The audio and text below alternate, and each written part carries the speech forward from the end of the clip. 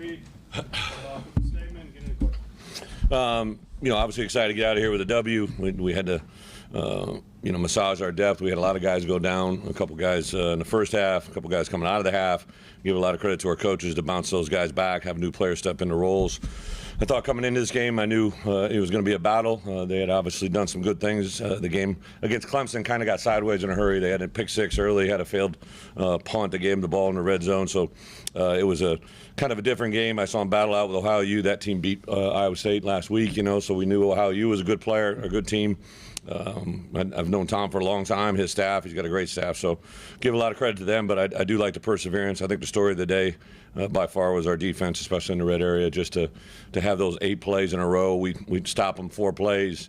We give the ball immediately away on a turnover, which obviously is not tolerated, can't be handled. We just got to put ourselves in a better situation, but our defense go back out there and 4 plays in a row, stop it, was just give credit to Aaron and that defensive staff.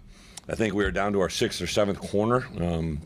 Taz basically came out at half, couldn't go anymore, so that took Taz out, our best cover corner, and put T. Strain in the premier spot. Obviously, when he gets rolled up, Xavier Scott drew a tough assignment. He was on number 1 literally the whole day. Sometimes he had help, sometimes he didn't have help.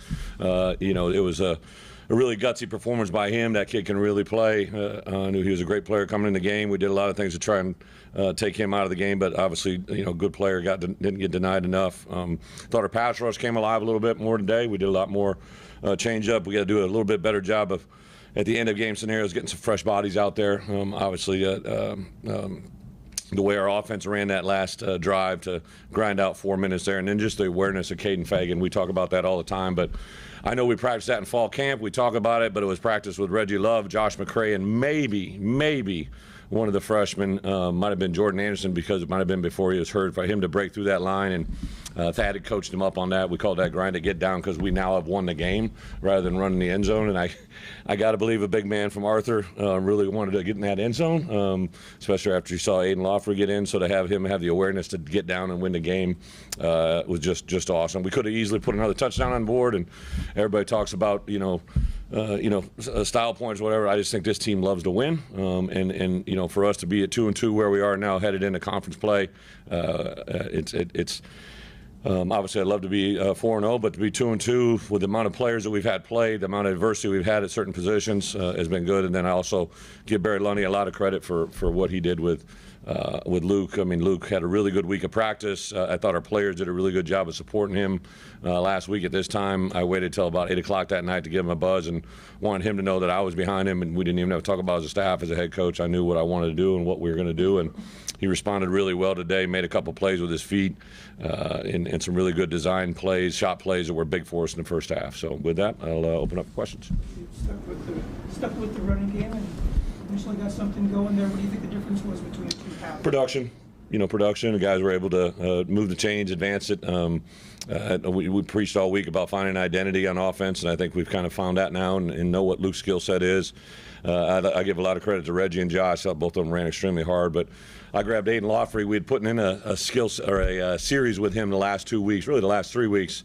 Kansas, we didn't get it in the game, and then last week we introed it, and then this week when he was in pregame warm-ups, he came running through. We do those 4 plays of offense, defense, and I always grab the running back that's running through on that play, and I grabbed him. I said, "You're not going to only play today. You're going to get your first touchdown today." And to have that materialize right in front of us and have him get that opportunity, I think it's a lot of football you're going to see out of 21 and number 3. Those are 2 really good freshmen.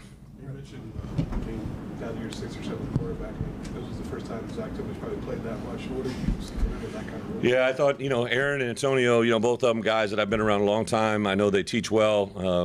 We've been really excited about the length of that group. Sabor Kareem came in there and did some nice stuff. Really almost had a chance to have a career pick down there in the red area. But Zach Toby, Kareem, Jaheim, those guys all have gotten better every week in practice. Sabor had been going against our number 1 offense, and we kept saying, hey, we got to get this guy on the field. So fun to see that. I think Taz and T. Strain will be back by Tuesday. I don't think they're going to be out anything long, so to have those guys play, but really excited for Zach. Zach's just kind of I think if you interview him, I think he's going to be interviewed. Did we pull Zach? He's he's a really fun kid. He's pretty dry. Not really much rattles him as a corner. He's kind of a unique personality. He's kind of an introverted, and he'll kind of self-admit that. Just kind of handles his own business, and really like his demeanor. I think got a bright future for us. Obviously, nothing's come easy these first games. Just how do you feel about your team going into the meat of Big Ten? Yeah, we lost some good players a year ago, but we lost some good voices.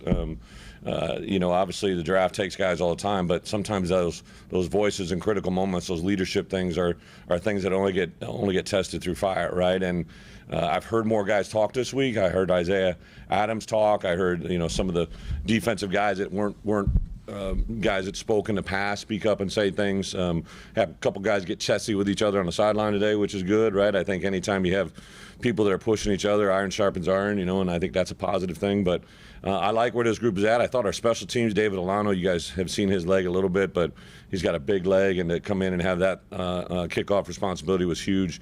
Caleb obviously struggled with the one PAT, but went back right with him on that field goal, and that was good to see him hit that one. But I think we got a lot of depth. I don't know if anything's going to be pretty with this crew, but I think they're going to play tough, gritty football. There was a couple some fouls that went against us. We got to clean up and get on top of it. But I thought overall, they played a pretty clean game. You talked a lot about Reggie Love. You believed he was eventually going to hit one for 61 today. What can that do for him going forward? Well, I think it would have been even bigger if he hadn't rolled that ankle. But he just played possessed. I think at practice he's been a pretty impressive kid. Like I've said before, like everybody loves him. Like he's just got an incredible personality and passion for the game. And he's literally going around. He probably was cheering for those other running backs more than anybody's ever cheered for another running back. As I saw Josh get in it. Josh kind of came through for us big there in that last drive, and then to have Caden and Aiden both have success. I mean, he was happy for those guys. Brett said you got to protect your quarterback. Yeah. What's missing there that's unable to do that? Well, I think we just got to clean up the details, right? Like right there at the end of the half, I want to try and put 3 more on. I thought if we got to the 35-yard line, we'd try to make a 53-yard field goal, and we were within 15, 20 yards of that. We had a nice little deep dig. It was a 6-man protection, so the 5-0 lineman and a running back, and it was a 4-man pressure, and we can't give up a sack. I mean, it's just we got to anchor it down. We got to do better. If we have to change our protections and chip some guys to alleviate some issues, we got to do that. But I thought Barry and the offensive staff really did a good job this week of kind of shoring up the issues that we had last week. And then obviously today some good things happened, but some other things popped up that we got to clean up. Coach, you had Isaiah Williams go for 120 yards, ties the career high. What does that mean to the offense and just that connection he's built? And I don't know if he played the fourth quarter. I mean, there was a point where, that when Hank went in and had that drop, that was the first play. I know that Isaiah was kind of gassed, tapped out, and I said, absolutely put Hank in there. And obviously that was a tough way to start, but our defense rose up. But Isaiah is just, all those NFL scouts, when they come in, I always say, listen, I get it. To me, I always say he's kind of got a little Marcus Randall-El. For those guys that have been in the league for a while know who I'm talking about. He's got gamesmanship to him. He's incredibly intelligent, very dynamic with the ball in his hand. That play he caught out of the midair. Now, I would also say Luke bailed high on that play, scrambled around and made some plays with his feet. So I think Isaiah really likes Luke, and Luke really likes Isaiah. So that's a good chemistry. But I also think when Isaiah Williams is a young man I don't think anything like's ever been given to him. We always talk about earning it in this program, and for a kid that works the way he does and puts himself out there the way he does every day at practice, just very impressive. Can you share anything that you told him? Luke Altmaier? Yeah, what you told him after? We can ask Jen. She was sitting next to me when I called Luke last Saturday. I didn't want him to go to bed Saturday night worried about whether or not he was starting quarterback, right? So I didn't talk to Barry much after the game. I just sat there and I put my daughters to bed, and I was sitting there watching a little college football that night, and I had reviewed the film, and I'd known what I'd learned about him in the first couple games, and I didn't want him to put his head down that night thinking, where am I at with my coaches, but more importantly, me as a head coach. I told him in recruiting, I said it last week, when quarterbacks have issues, it's my responsibility. That's on me, right? Quarterbacks and head coaches get way too much credit when it goes well and way too much blame. But I'm a big boy. I can take care of that. That's what I'm paid to do.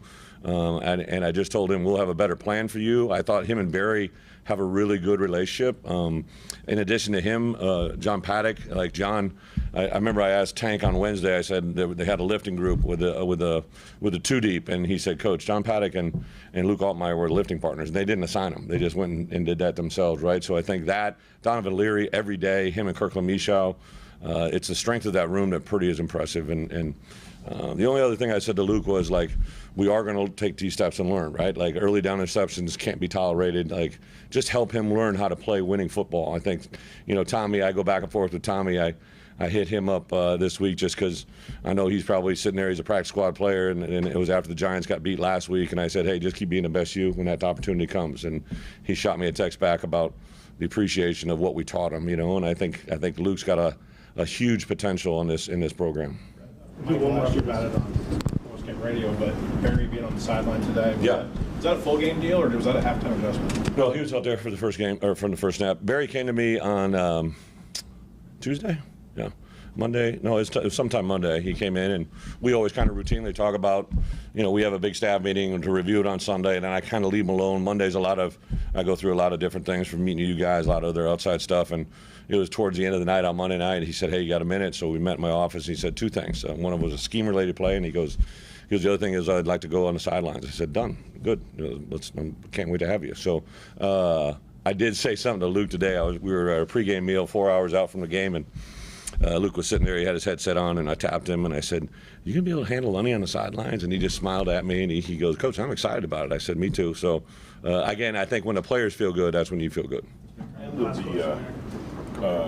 Kind of a long question, but I mean, the play where Beatty made the tackle preventing the scoop and score, is that something you practice? Because that's a play you see a lot that's like the receiver thinks it's just an incomplete pass, everybody stands, and it becomes a scoop and score. Yeah. But he jumped up, made the tackle, and really, I don't know if you guys, the night before, we were watching the game. I watched a little bit of the Purdue game, right? And there was a similar type play where they threw it to the ball bounced quarterback, right? And they didn't do anything, and those guys recovered it, right? And so we use those moments all the time. I show people all the time that. And we actually do have a day in the spring and the fall where the defensive coaches coach the offensive players, and the offensive players come down and work with the defensive coaches, right? And the wide receivers learn how to tackle and ball disruption, how to get a ball out, and then a last play, right, where they click the heel, right? So we teach those things deliberately every spring and fall. I think that's deliberate. But Hank Beatty's just a player, right? Like, I know he came up to me right in the locker room. He goes, Coach, I'm sorry. I said, stop it, right? Like,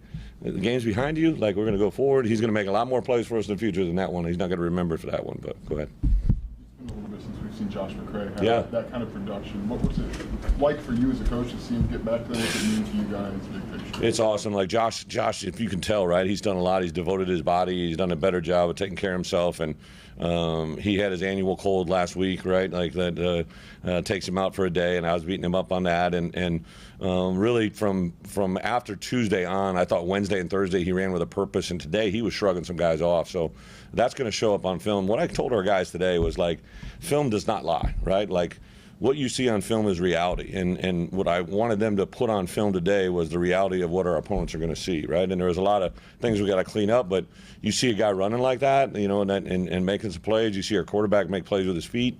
Those are things that should excite you about the way an opponent's got to defend us. All right, thanks, guys. Thank you.